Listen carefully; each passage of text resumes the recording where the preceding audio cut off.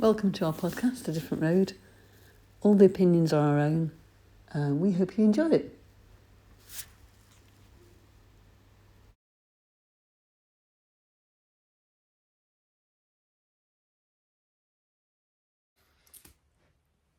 Hi, Katherine. Hi, Janet. Here we are again. I know. And welcome everybody to our second podcast of A Different Road. Yeah. Well, thank you for the feedback, those that gave some feedback. We had quite a few viewers, which is lovely for our first podcast, and enough encouragement to do it again. So, Absolutely, yeah. It was more than I expected, so thank you. It was very kind. Yeah. There weren't any horrible comments. No. And we don't want any coming in, thanks. But it was just nice to know that there was someone out there listening to us. Yeah. God knows why, but... Yeah. So we had some nice feedback, and one person was asking me what we were going to talk about next. And I turned it round on them and said, what would you like us to talk about? And they said, how do you get through grey days? You know, these grey January, February days. Well, it is difficult, particularly if it's not just grey, it's wet and miserly. You know, that rain that just hangs in the air, really dark. But it's like that for everybody. Yeah. But I guess for people with Parkinson's, it might be a little harder to Yeah, I think what some people don't realise is that I think our moods are amplified. Yeah. So, it can really grip on a bit with people with Parkinson's. We tend to naturally have anxiety and a bit of depression. It's one of the symptoms. Yeah, there's a lot of symptoms, and that's one of them. Yeah. So learning how to thinking about how perhaps techniques to get through these grey days is kind of quite useful, or just sharing ours. Yeah, so Katherine, how do you get through these dark grey days? Well, I like to put lots of lights on, and try and brighten up the house. Maybe buy some flowers. It's all very self-indulgent. It's a tough one really, because it does limit travel sometimes. So sure. That can be an issue. But I think where there's a will, there's a way. Yeah. And let's face it, we're over the worst. We hope. Over the hump, aren't we? Hopefully we're over the hump. We'll be on the way up, hopefully, very soon. But so we should be proud of ourselves that we've come through this difficult time. Yeah, I use a multitude of different things to try and get through. You have to go with the flow a bit, don't you? What mood you're in. But well, you do. And what do you rely on or look forward to most? Well, my way of coping is having things to look forward to, obviously. But also, I think taking on a few new things now. I'm terrible for that anyway. Just a bit. 101 things to do. But as well as music, we talked about music then. But things like, I'm having a bit of a play with doing Northern Soul dancing. Have you seen the way they spin round and round and do the splits? I'm so desperate to learn how to do it. Looks great. Every morning, well, not every morning, but quite often. Yeah. I've got some vinyl, got a record player in the front room. I shut the curtains and have a little practice and try and do a bit of Northern Soul dancing. It's my guilty pleasure. Yeah, shutting the curtains. Yeah. And hoping the postman doesn't catch me out. Call in. But it really lifts the mood. Oh, that's great. Dancing does. I find like disco. Yeah. Yes. Saturday Night Fever. Yeah. All that sort of thing, and just strutting around, because I haven't done that for a while. You're meant to dance like no one's watching, aren't you? Absolutely. That's the key. Yeah. But I am booked in to a 5-hour disco in a couple of weeks in the afternoon. Wow. And it's all aimed at middle-aged people, really, because it's 80s music. But lots of people like 80s music. But so I'm interested in how do I keep going. Yeah. Any tips? Because you've done a 24-hour sponsored I did 24 hours. That was fun, yeah. When that was quite a few years ago when I was newly diagnosed. Yeah. I don't know. I found it. Energy levels obviously peaked and troughed, but just having fun and just kind of. What I tend to find is that if I'm doing something different and something fun with people, I often forget about my symptoms. And I keep going longer than I would do normally, if I'm just sat, twiddling my thumbs or... Yeah. It gives, energy breeds energy, doesn't it? It does. No. Well, we'll have to sort of compare notes after our... Next episode we'll be able to... We've been to our... Hear about your Northern Soul. Respective dancing What should I wear for the disco? I don't know, because it's going to get hot, aren't you? You're a bit sweaty. Yeah. So, do you take some wet Choose wipes? Life t-shirt. Yeah, choose life. Wet wipes for the armpits? No. Go with the flow. We'll go with the flow. Everyone will be in the same position. Yeah. Maybe just looking at your armpits. No, I hope not. A bit weird. So, yeah, a bit of dancing coming our way. We'll keep you posted on that. What else? I'm just going to the gym a couple of times a week. Just to have a little mini workout. Honestly, I'm not very good at going to the gym because I just go in there and I just want to get out as soon as possible. Yeah. I have my headphones, so that keeps me. If I didn't have the headphones with the music, I'd be in serious trouble. But yeah, so a couple of gym workouts just because of the weather and keep things going. Yeah, for me it's mixing up the exercise. So I do have a dog walk every day. I nearly kill myself falling over on the ice the other day. So that's not to be recommended. But I obviously doing a boxing, but I think Baz Bloom talked about bite-sized bits of exercise. Sometimes it's enough to do, rather than being overwhelmed and not wanting to do any. Because it's a long time. Do 10 minutes, and it still counts apparently. It's like snacking. Exactly. Well, it's high intensity. I'm spouting acronyms really, but I don't know what they mean. Sound. But I think just doing something rather than nothing. Yeah. I mean, we were table tennis. I think we both played a bit of table tennis, didn't we? I love table tennis. Yeah. Because I can actually do it. I'm rubbish at sports. But table tennis is really. I was quite surprised when I was playing with my sons and managing to get to and fro several rallies. Yeah.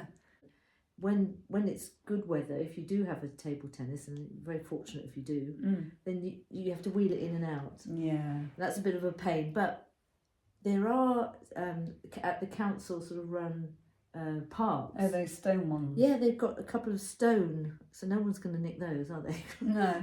Solid stone table tennis tables in the fresh air. And me and a few friends went and played on. I'll probably wait till the weather gets a bit warmer. Yeah, but it's quite good to think, oh, actually, I feel good about myself. Yeah, absolutely. So what else have you been up to? Because you have a mixed bag of interests, and do you do painting, don't you? You've got lots of... Yeah, I paint a lot, and I do painting workshops with other people as well. Yeah, I like that, and I've got an exhibition coming up.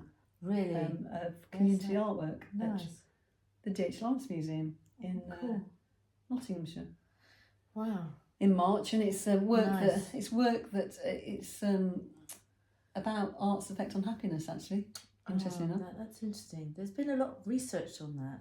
Yeah, how the brain responds to stimulus of artistic things, singing, dancing. Anything creative. Yeah. It's amazing. I've been given a book, I think it's up on that bookcase with lots of unread books, but about the brain and art. So I did that out for you because I think you'll probably read it and I won't. But I tried painting. I came to one of your classes. You did, and you were brilliant. You went for it. And I did go for it. That's one way. Some beautiful work, and that's what it's about. I know, but everyone else's looked stunning, and I looked at mine and it was like, a 6-year-old could have done it. Overcritical. Definitely overcritical. Okay, you're just being kind now. No, you're great. Pause. So, when the brighter days come, when they get a bit longer, what are your thoughts? What are you going to be doing? I just think more walking, and particularly, the Peak District's not far away. If you've got somebody who could drive you there, and it's beautiful, and I think we should all make the most of the British landscape, and that fills my heart with joy. If you go up to the Peak District, that's our nearest national park, and it's just so lovely. It's so quiet. Yeah, and even if you're not able at that time to do much walking, if you're not feeling up to it, just taking in the... Just sit outside the pub, and enjoy the view. You can still partake in it, can't you? You don't have to be. You don't have to go up a mountain. It's doing what you can do, isn't it? Yeah. When did you last climb a mountain? Oh, I've lost confidence. I mean, I wouldn't do it now anyway because my meds would wear off, and I can't guarantee how long I'm going to be Yeah, good for. We've done a couple of peaks in the Peak District, and I did do Snowdon, but that was the year of my diagnosis, and I fell. Yeah. That was awful, and it was like on my hip, and it was like a map of the world. Yeah. Oh, nasty. All different colours. Yeah. And I was with my boys at the time, and they said, well, how's your hip? And they said, oh, it's gone green and yellow. I said, I know. And I kind of knew something wasn't quite right, because you do, don't you? Yeah. With your body, it's your body, and you think, oh, what's that all about? Why did I do that? So yeah. I think the confidence thing is a real big issue, actually. Yeah. I think it suddenly creeps up on you that you're becoming more, if you're not careful, you're becoming more restriction in what you do, because you lose confidence. You're worried, it's scary, you don't want to do that again. Yeah, and I'm obsessed by not, I said that I fell with the dogs the other day, but I'm obsessed by not injuring myself, because I don't think, recovery is like, no, it's easy. So. I mean, that's fact, isn't it? When you're several years in, and you do have to be careful, but that shouldn't stop you doing things you want to do, really, but just be aware of that. I mean, but the reality is you have to give yourself a bit of a check sometimes, because it does stop you doing things. If you're not careful, you have to I think you have to push yourself more to do the things that you would have just done without even thinking about. Yeah, no, you're right.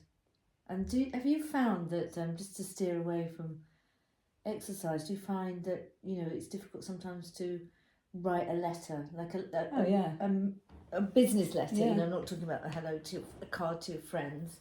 But all of that's difficult, because actually my handwriting's so poor my God. now. Well, mine's all right when I'm on my meds. It's nice and loopy and it's quite large. But by the time it's like 4 hours later, I know not to write a card, because it's tiny and, well, you can't read it. I think it's not much good. I think there's a writing thing, and I think there's also, whether it's becoming our age as well. Yes. It's like a lack of confidence, a less confidence in just my ability to make clear decisions and be I used to feel confident about everything. There's nothing I couldn't do, Yeah, that's like how I was. And now I question things, and I also reflect on things much more and worry about things much more. I know, me too. It's kind of annoying, because it's not... you kind of feel disempowered. Yeah. And it's like siphoned off. Yeah. And I really have to push myself, and I really question then, overanalyse things. And it's... I guess people out there would say, well, that's being a woman, growing older and being a woman. But I think I'm surprised at how much has happened, and me too. And I'm fighting against it. Yeah, it's kind of not nice to know that you're in that position, because you do feel very isolated. So when you openly talk about this, and I think that's me all over. Yeah, and I think it's one of the hidden symptoms of Parkinson's. One of the hidden things, we talk about these hidden things with Parkinson's. I think there's these insidious, hidden symptoms that are hard to understand. Yes, I mean, I think with women of a certain age who get Parkinson's, then there's the menopause, and then there's natural age-related cognitive decline, so the ability to make decisions and to sort of organise things. Well, men can get cognitive impairment or decline with age, and that is very much sort of equal. But when you've got the menopause on top, I mean, how many side effects are there with Parkinson's? 47 plus. Well, apparently there's about 70 plus in the menopause. Yeah. And so you've got 110 potential and then there's signs also, and symptoms. Then overlay that. Yes. Then if you overlay that, then there's the external effects of feeling older, feeling like you look older, and then symptoms gradually coming on with Parkinson's as well. It erodes your confidence, doesn't it? No wonder we're, I'm surprised that we're doing what we're doing. Well, we'll just have to keep something secret. But you're right, it's quite depressing, but I guess just have to keep on swimming. Yeah, keep on swimming. Yeah, let's pause there. Okay, well, we got a bit emotional. Bit emotional. Sorry. That's okay. I'm a That's bit okay. tearful at times. That's another symptom. Yeah, it's okay. But we keep on going. We do. We're okay. We're okay, yeah. And we've got friendship. We have. Are we going to have a song now? We're going to have a song now. And we'll see you in the next podcast. Bye. Bye-bye.